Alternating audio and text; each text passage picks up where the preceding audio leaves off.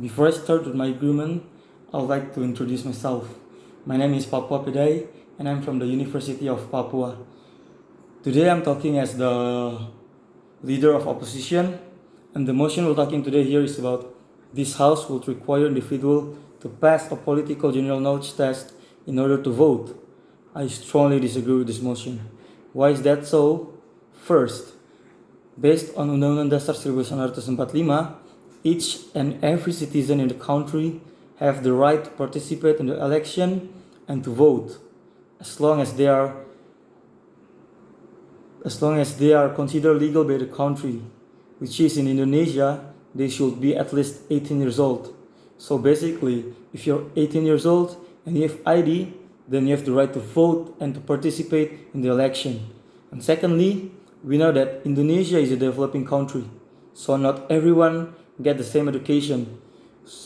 What I mean by not everyone have the same education is the east part of Indonesia and the west part of Indonesia have a different level of education. And that's the truth.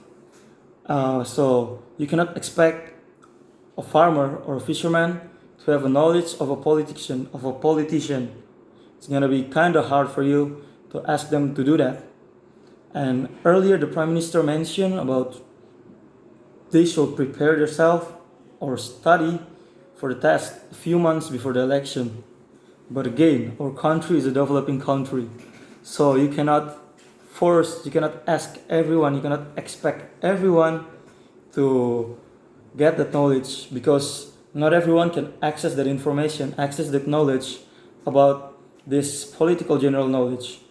And secondly, the Prime Minister also mentioned about this test is to make sure that the person who is going to vote understand the program that the candidate held. Basically, you don't really need to understand each and every program that the candidate held. Why is that so? Because basically, the candidate will have a lot of programs, a lot of promises, but basically not all these programs are going to be done, are going to be held. So knowing the program doesn't make you a good voter. Basically, you just need to know that the person you're going to vote is an honest person, is a hardworking person. You don't really need to understand the general knowledge to do that. As long as you know the person you're going to vote is a good leader, I think that is good enough.